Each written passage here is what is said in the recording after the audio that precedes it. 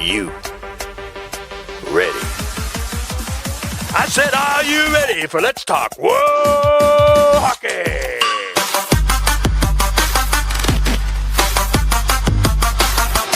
And now, here are our hosts, Beth and Zach. What's going on, everybody? Welcome to episode 45 of Let's Talk Whoa Hockey. I'm your girl, Beth. Joined, as always, my other hand is on my mouse, so this is really awkward, by my dude, Zach. We are, of course, always brought to you by 5 in a Game Sports Network. How you doing today, buddy? Doing good. Can't complain. It's Thursday. We get to talk hockey, so I good mean, to go. How about you? I'm doing good. On my lunch break. Honestly, there's really no other way to spend time off of work than talking about hockey. Let's be honest. No, I mean nothing. I mean it's hockey. How can you not be not excited? How can you? I mean, I'm surrounded every workday by hockey. It's awesome. It's just a hockey. It's turning into a hockey cave, and I love it so much. Like, I'm jealous. I wish I could just stay home and be around hockey stuff all day. Yeah, it is quite nice, and it's slowly turning into a very miniature version of my father's basement when he lived in Chicago, and I'm okay with that. I am 100% okay with that. I mean, it is pretty nice. Not gonna lie, it's like nice.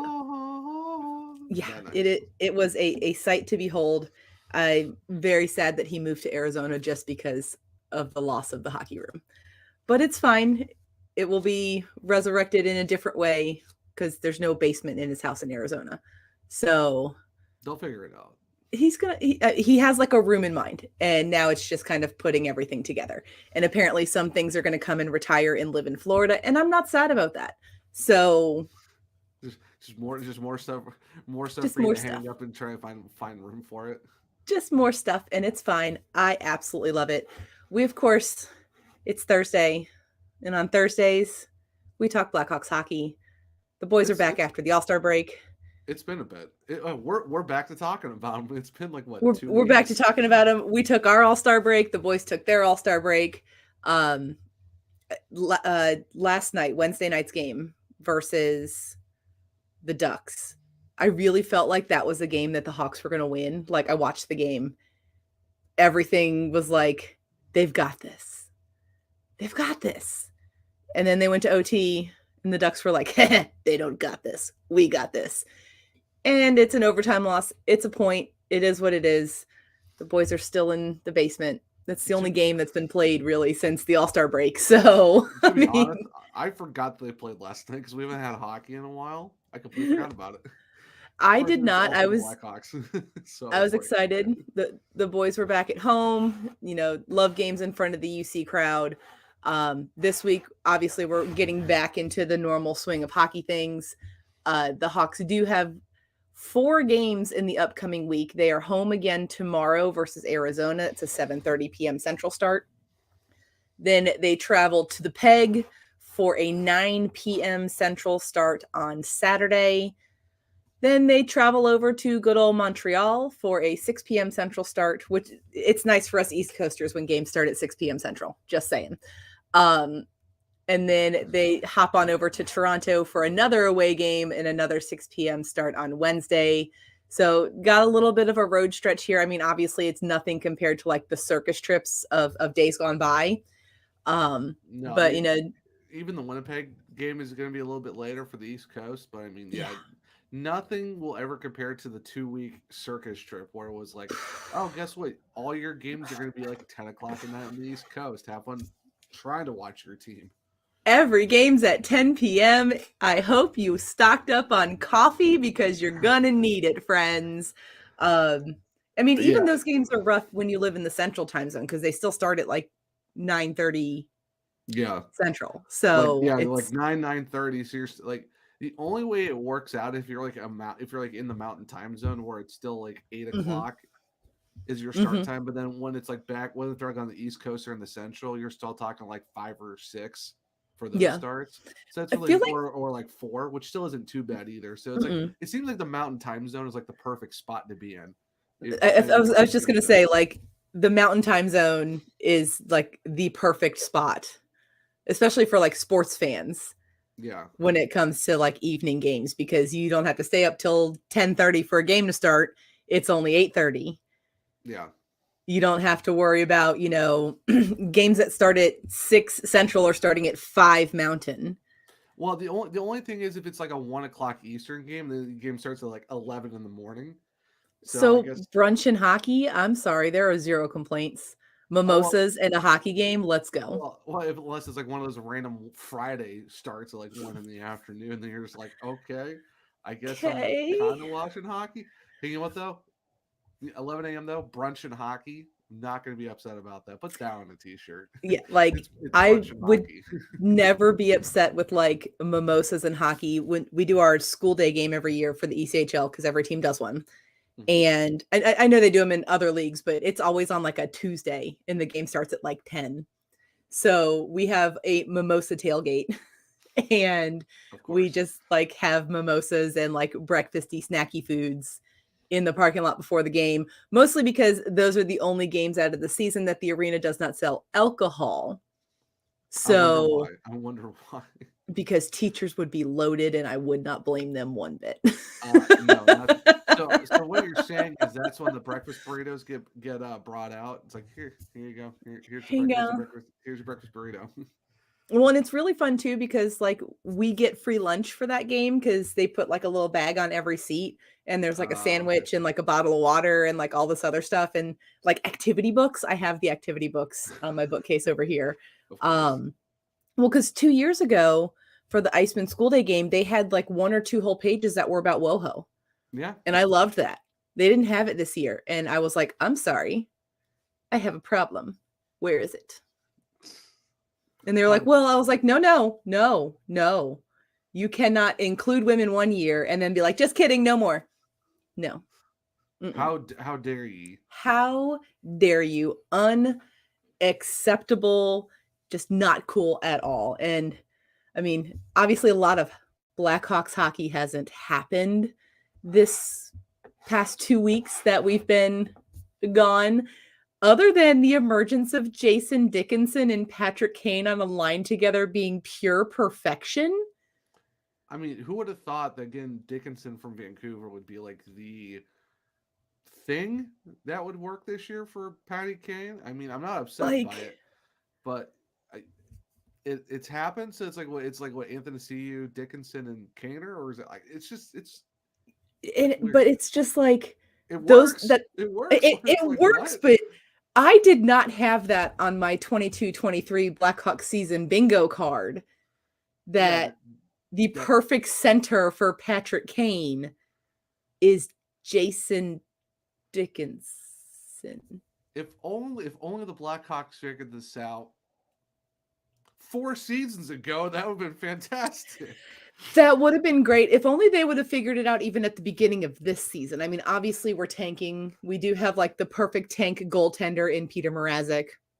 We have the perfect chaos goaltender in Alex Stalock. We have the perfect storm of tanking seasons with goalies because they've both been either alternately injured or injured at the same time. So we're getting to see... Or they're just bad. Well, I mean, there's that, but usually when we're calling guys up, like when we're calling up Jackson Stauber, it's not because the goalies are bad, because obviously this season's goal is to get into the draft lottery. But Jackson Stauber, though, he's been pretty good too when he's been. He has been, and I'm sure anytime the goalies get hurt, they're like, "Damn it, we got to call up the good kid." Why we gotta call up Jackson Stauber? Which, by the way, great hockey name. Such a great name. Such a great name. But the Jacks, man, you'd love to see it. So many nickname possibilities for this kid. There really are. I mean, if he lived here, we would just call him the Duval boy because that is what Jacksonvillians do. But thankfully he doesn't, because no thank you. But it's just like, oof. Look, I didn't choose our affiliation. Okay. That was not my decision. But we've had kind of like this perfect storm of a tank season. Like obviously a few months ago, things were extra rough when they were like, we're just going to lose like 17 games almost in a row and give you all the pain. I don't know what's worse, that this year with this team or last year when we kind of went all in, and we're Yeah. still bad. Like honestly, at least this year we kind of like embraced that it was going to be bad, so it's not as bad, but it Yeah. still sucks when you lose. Like I understand losing, but that many in a row or that consecutive stretch of time still kind Mm-hmm. of sucks. I wish we got a few extra wins there, Yeah. but we kind of knew it was coming. But last year, though, Well, and yeah, I still think last year was more rough because of the fact, like, oh, look, we went all in and still sucked and still crap the bed. last year was also extra rough because like the preseason wasn't rough. Like you and I talked about this. Like we were watching preseason Hawks games. Like, are they? Wait a minute. Are they? Wait a Wait, minute. are they good? Like this team is actually like kind of playing really well. And then the first game of the season happened. And then the second, and then the third, then the fourth to the 11th. Yeah, we Yeah. go 9-2 to start a season off. Great Yeah. start, But boys. Great start. like the preseason was there and I was like, okay, like I am cautiously optimistic about what I'm seeing on the ice. Marc-Andre Fleury was doing flower things. Like the boys are scoring at a rapid rate, and then the cautiously left the building, and then optimistic also left right behind it with its bags packed, trying to sneak off in the middle of the night. Like, I feel like optimistic left first, and it was like, okay, let's just feel cautious about the season. It was like, oh, just kidding. Just optimistic was like bye, and then cautious deuces. The cautious snuck out the back door. Yeah, going for the milk. And so, like, so sorry, I gotta go to the grocery store. I'll be right back, and cautiously just never returned. 17 years later. But like last season, it looked like good things were happening. Moves were made that was like, huh, okay, I like this. This is wonderful. Except for one. Yes, there was one contract signing that we don't love, but also that was that particular GM's like specialty. Or the trade. I mean, but we're still talking beginning-ish of the season. Like those trade situations were not. Oh, I know. It's just. And then the season started getting bad. Like bad. Yeah. And changes had to be made. Like didn't need to be made. They had to be made, not just because of on ice situations, but because of everything that happened with Kyle Beach. And then there was a bit of an uplift. We got like the very short period of time where we were like, oh my gosh, this coach is like your fun uncle and he's fun to have around. And then we realized he also wasn't great. And then a whole bunch of trades happened and it finally set in when Kyle Davidson was like, yes, friends, this is officially a rebuild. Like we're not retooling. We're never not rebuilding. Like we've been trying to rebuild for years, but I'm just ripping the Band-Aid off, rebuild, goodbye Hagel, goodbye DeBrincat, goodbye Doc. Like, bye all of you guys. Enjoy your new homes. Yeah. We're gonna see what we can do. We've got a lot of young faces, a lot of scoring from unexpected places this season, which honestly, I don't hate to see it. We've had the revolving door of Lucas Reichel up and down and up and down, but there was an article in The Athletic today. Scott Powers went down to Rockford during the All-Star break and spoke with Lucas. And he said, he's happy that he's been getting the time. He's just trying to improve and be better. And he obviously any professional hockey player wants to play in the NHL. Like that's the goal, but he knows there's things in his game that he has to work on. So he's taking his time to do what he needs to work on. And that's great to see. Like developing prospects is something that we're not used to in the Chicago Blackhawks organization. Wait, we do that here? No. Yeah. The last time we did that, it was this really elite goaltender. He wore the number 50 and he was actually properly developed and then helped the team win 2 additional Stanley Cups in the 2010s. You mean the same goal where people still want to crap on him for no reason because they don't know hockey? That'd be the one. And also people want to use like his playing in the AHL as some sort of negative. And it's like, you do realize that teams only can like really roster 2 goaltenders and the field for goalies is much smaller than forwards and defensemen. And almost every NHL goalie has spent time in some sort of minor league system. Yeah, and the AHL isn't a like slapstick. It's not like he's played in the SPHL for 17 years and then like moved up to the big leagues. Like he followed a typical development path, especially for a goaltender. Yeah, it's like welcome to how teams develop their players. Is that it's a development league, but it's also a high-end league where it still matters. So it's like, okay. Yeah. It's just I'm tired of people acting like that the AHL is a crap league. It doesn't matter. Same.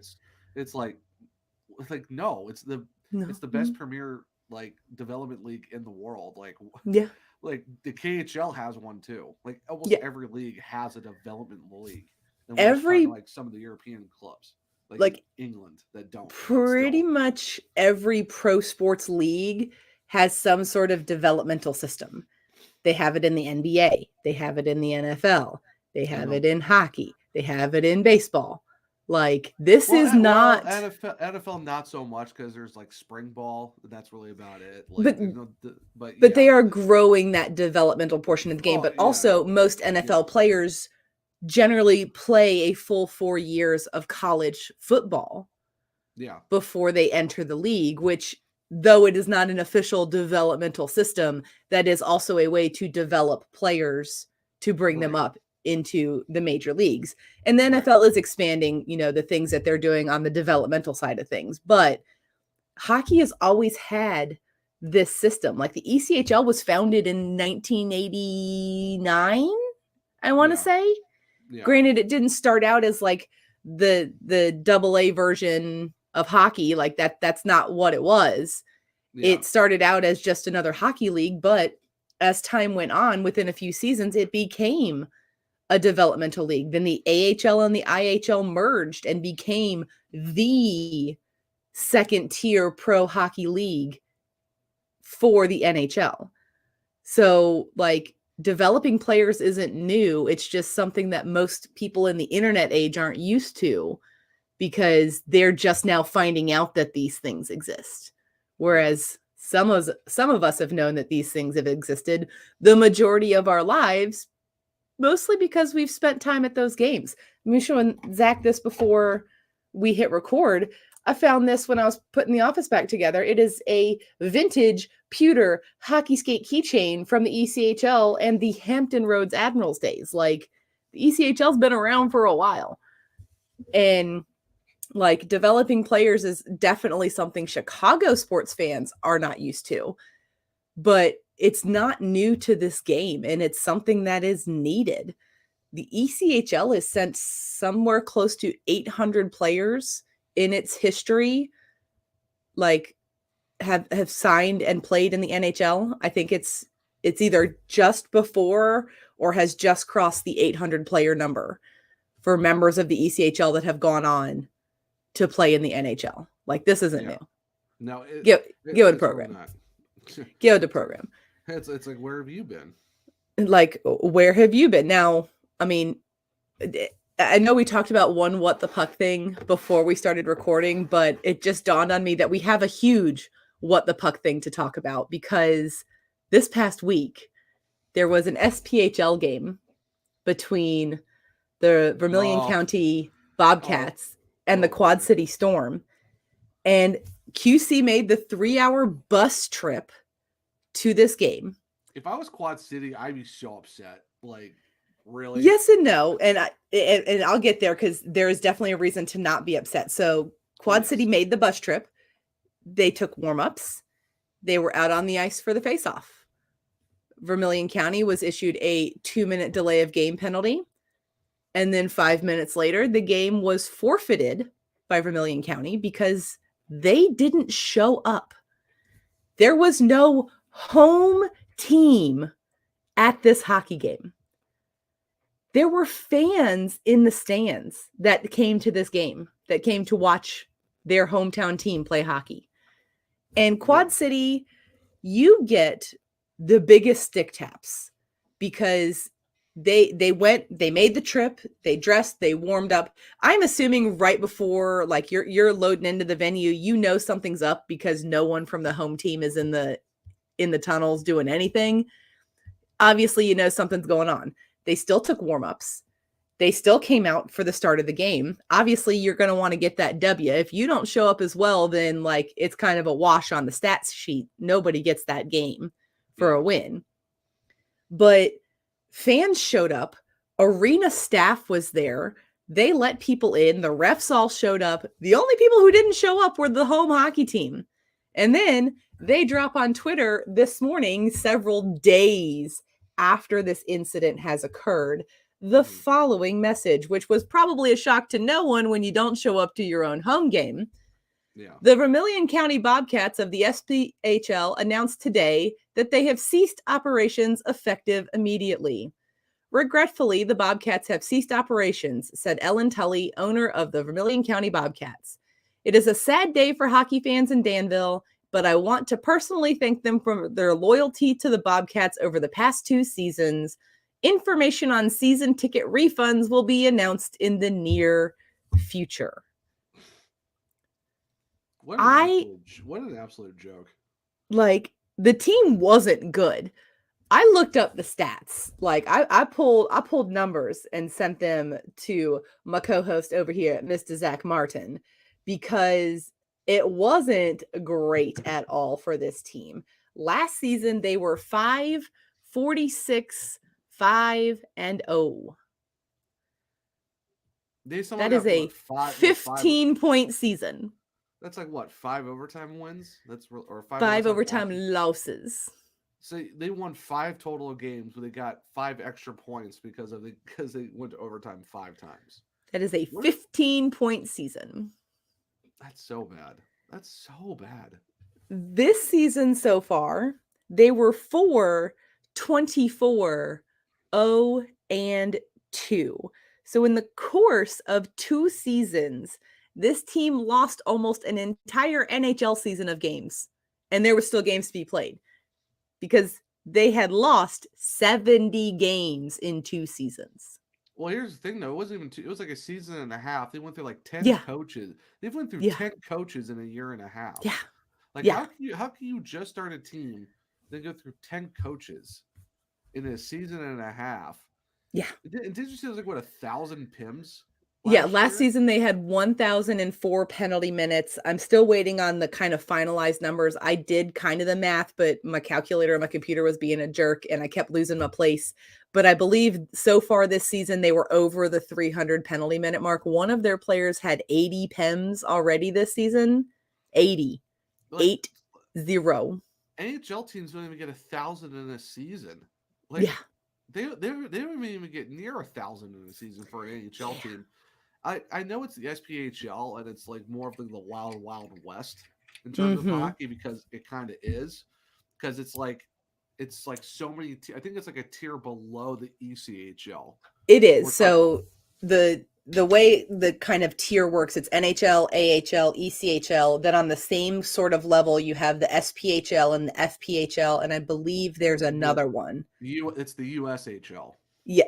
No, USHL is like U8 to junior hockey, I think. It's okay. It's like their equivalent to the CHL, but it's also college. Yeah, because they have guys like committed to college too. Yeah, so it's weird. Well, and there are players who develop out of the SPHL and make their moves. I mean, Scott Darling is one of them. Yes, obviously he had kind of a rough personal life go during a lot of that time, and he was obviously a league journeyman when it came to goaltending. But he played for a while in the SPHL and then worked his way back up to eventually winning a Stanley Cup with his hometown Chicago Blackhawks. But yeah, the SPHL is it's like a full tier of like professional hockey, but it's more of like a wild, wild west style of how the game is played, and a lot more different things happen. But it's like, to be that bad, to have that many PIMs, absolutely bonkers. The fact that you've had that many coaches too. Well. No wonder why you're so bad. You don't have a voice that's going to last longer than like what, a month and a half? Well, and not only that, if you are just cycling, if you go through essentially on average 5 coaches a season, how are the boys supposed to learn a system? How are they supposed to have any trust in the leadership in the locker room? Like, because the hockey season is like what, 6 months? usually it's like October to April, yeah. So like right around 6 months. So you're telling me you have a coach every month you have a new coach? Like, yeah, Yeah. how are you supposed to like? You're like, oh, here's your new head coach. All right, we'll see how if you even last past this month. And it's like that's so 3 weeks later, hey, here's your new head coach. Like, that's just so bad. Like, it's I I think someone said too, like they were averaging less than like 400 fans a game. It was like this they like season they were averaging 3 to 400. Last season their average attendance was around 1,600. yeah, and So they had like 10 skaters left on the roster. Like something like that, yeah. everyone was just dipping. They're like, forget, which you Do can't you blame them. blame them? Like why? No, you really can't. It's like, why would you want to stay around with a team that's that bad? You're not even averaging Yeah. 500 people a night. It's like, why Well, even and try? I mean, a lot of players in this league, they do it for the fans. They do it for the hockey fans, especially in a place like Danville, Illinois, where there isn't a lot of pro hockey. I mean, obviously you're in Illinois, so you're close to pro hockey, but they do it for the fans. And there were still several hundred fans there for the game that did not happen. And Quad City gets huge stick taps because not only did they travel, dress, warm up, and get ready to play that game, post game, they stayed out on the ice and invited every single fan in the building to come down and skate with them. Which is really cool. It shows the fact that even though they did the whole trip, the fact that they even like stayed and like did it for the fans and actually like gave them an experience, because the fact that they like their own money, their own travel to get there to watch some Mm-hmm. hockey, and you don't get any. It was nice the fact that they at least gave fans something to talk about. Yeah. Well, and I mean, huge stick taps to even the arena support staff, because you have to know that, like, inside that building, there were probably a lot of rumblings about the fact that, like, none of the boys are here. Well, let's open the doors and set up concessions and take tickets and get everybody going, ready to go for this game that pretty much everybody in the building was thinking wasn't going to happen. Yeah. And then obviously warm-ups was the big clue that this game probably isn't going to happen. And those fans and that support staff, they still stayed. I mean, warm-ups is 20 to 30 minutes minimum before puck drop. Everybody could have left and just dipped. I think there was a video too of like, I think it was like they did puck drop or something. There was a guy from Quad City just did like a full like, yeah, he did like a full fastest skater lap around the arena, and I'm like, you know what, go for it, buddy. What else are you gonna do? Like, go for it. Yeah, I mean, it's such an embarrassment to the SPHL in general, because this could have been handled differently. VC very simply could have been like, hey, here's the deal. We can't move further from this point on. We just can't. We can't. Like, we don't have the money. We don't have the bodies. We don't have whatever it is. Yeah. Like, we're so sorry. We are going to cease operations. But no. Instead, they brought fans into the building. They brought support staff in. They brought a visiting team from 3 hours away into the arena for them to watch no hockey. And that is not okay. I would be extra pissed if I was in that crowd. Like, I get really amped up for hockey games. Like, I'm ready to go. I am on like another level. I am psyched. I'm ready to get in the building, do my routine, see my people, eat my pizza, get ready for hockey. If I did all of those things and then they were like, just kidding, the game is forfeited because your team didn't show up. I'm sorry. What?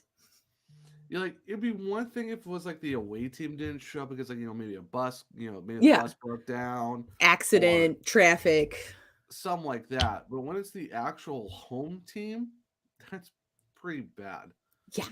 So you could have, that could have been in your control to like shut it down. Yeah, shut it down. But to let the other team come 3 hours away and then do all that, it's like, so you basically wasted almost everyone's time. Yeah, well, and like SPHL team budgets, they're not huge. Like ECHL and SPHL guys make like $300 to $500 a week. Yeah. Like they make like regular people money. They don't make like NHL people money. They make like regular I work a 9 to 5 people money, and they only get that for 6 months out of the year. Yeah. So, I mean, yes, there are other perks. Like in the ECHL, housing is provided. So the team provides like apartments or condos or whatever for the players to stay in, and they cover utilities, etc. But still, as a salary, you're making like $300 to $500 a week. Yeah. Like you aren't making like Yeah. And like even like league minimums for like the NHL or the AHL. It's like you're not making like $70,000 a year. no. Like I think the AHL league minimum is what, 80 grand? Something like that, yeah. And the NHL league minimum is like 800 grand. Well, I think with the ECHL is like what? 50? The ECHL is no, it's not even that, because the salary cap in the ECHL is different. So it's broken up on a weekly basis because obviously like people get hurt, call-ups, send-downs, etc. AHL player salary doesn't count towards your salary cap. And there's all sorts of like weird things that have to be fit in there. But the typical like ECHL player salary, I think like the maximum per week an ECHL player can make is like $700 or $800. It's not, and that's like veteran salary, which means you've played more than 220 professional hockey games in your career. That's like what? How many? That would be what? 4 seasons? Something like that? Close to there? Depends because closer to 5. Yeah, like 4 or 5. Like we have a guy on the Iceman who was technically here for season 1 of the Iceman, which was 5 seasons ago because we're in season 6 now. But he decided to go back to college. Hi, Kelly. Yeah. He decided to go back to college. And so like he played a handful of games in Jacksonville, went back to college for 4 years, and is now actually in the AHL. He's playing for Hartford. And so there's a large gap of time between his professional playing. And I mean, like injuries, etc. It's games dressed towards your veteran status. It's not games that you were rostered. Right. So like there are people who take 7, 8 plus years to reach that goal. ECHL seasons are 72 games. So 10 less than the NHL. Yeah. And so, I mean, realistically, you could hit that in like 2.5, 3 seasons if you play every single game, not including playoffs. Sheesh. And there's like veteran limits on ECHL rosters as well. You can only have so many veteran players signed to your team. So ECHL's, yeah, it is a wild place. Yeah. So, and then the only other thing, number 1, we don't have a Blackhawk of the episode. I checked number 45. There really are not any great options.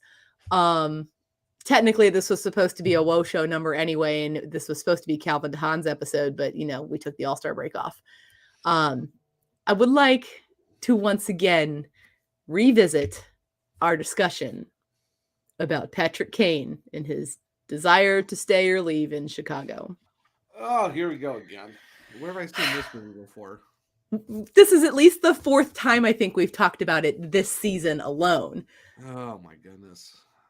Patrick Kane yesterday, I think it was, had an article. Was it 2 days ago? It was either yesterday or 2 days ago. I can't remember. But there was an article on ESPN, because I sent it to you, about how he has yet to make a decision on what he wants to do come the trade deadline that is very quickly approaching. We are less than a month away from the trade deadline. Patrick Kane has not made a decision on whether he wants to stay or go somewhere else. Yesterday, the NHL Network. Patrick Kane and Jonathan Toews are ready to leave Chicago.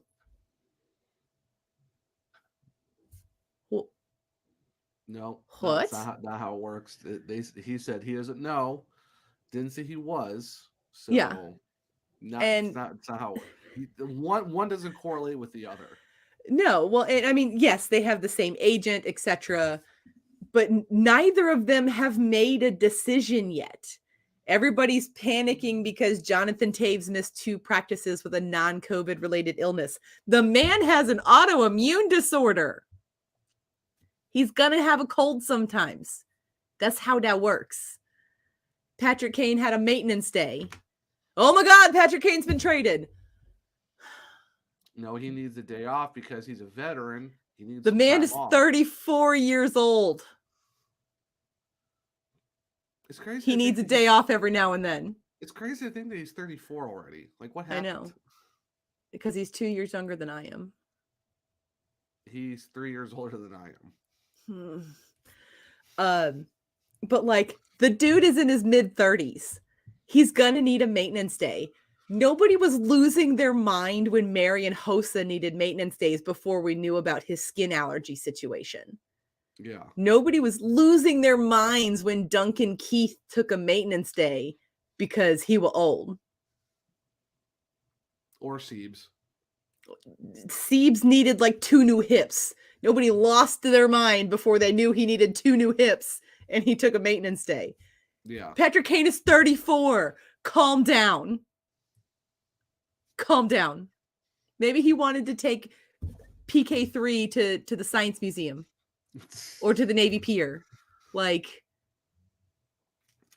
chill, Chicago. NHL Network chill. NHL Network has always needed extra chill because they just go off the rails every time with everything. Because I think it's like them and the MLB Network are kind of in the same building almost because they kind of like share. They host. Are. Yeah. So it's just like it's almost like a collective hive mind of like, let's just be extra unnecessary for no reason today. It's insane. Like, I mean, I sent that video to you, what was it, this morning? And I was like, tell me you don't know how to read without telling me you don't know how to read. Because he very specifically was quoted, like it was in quotation marks. I don't know what I'm going to do yet. I haven't made a decision. No, he's leaving. He's leaving. No, he's out the door. No, not what he said. So no, Patrick Kane has not left the building. No, Patrick Kane the second and Patrick Kane the third are still in the city of Chicago. Kelly is just being sassy AF.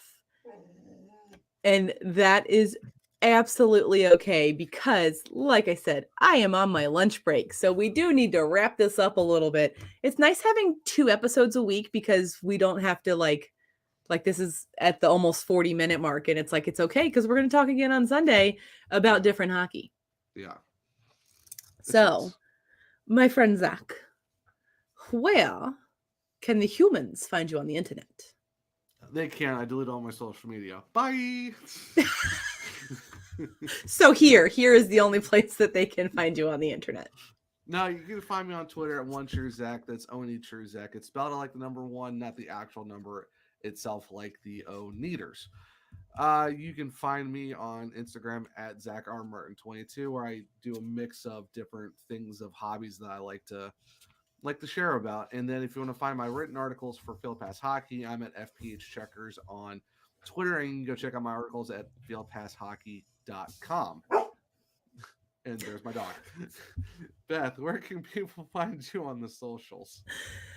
On Twitter, you can find me at Wonder Beffers. That is like the word wonderful, not the number 1, like that guy over there as he waves.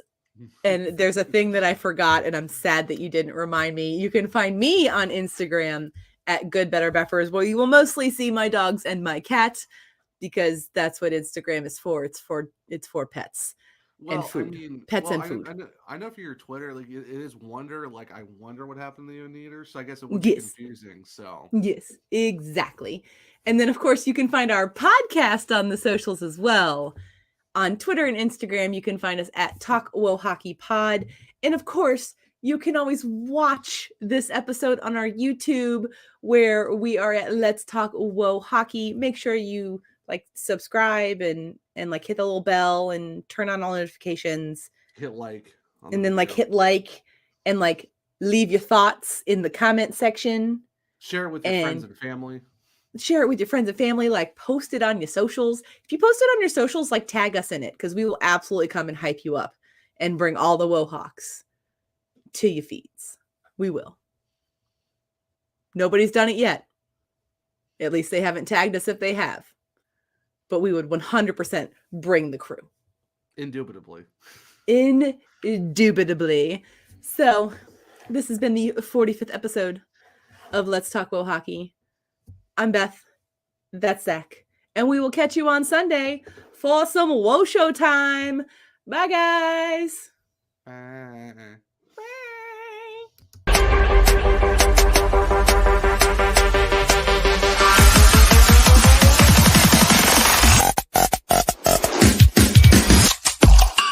Thank you for watching this 5 in a Game Sports Network podcast. Now avoid the selfie and go enjoy.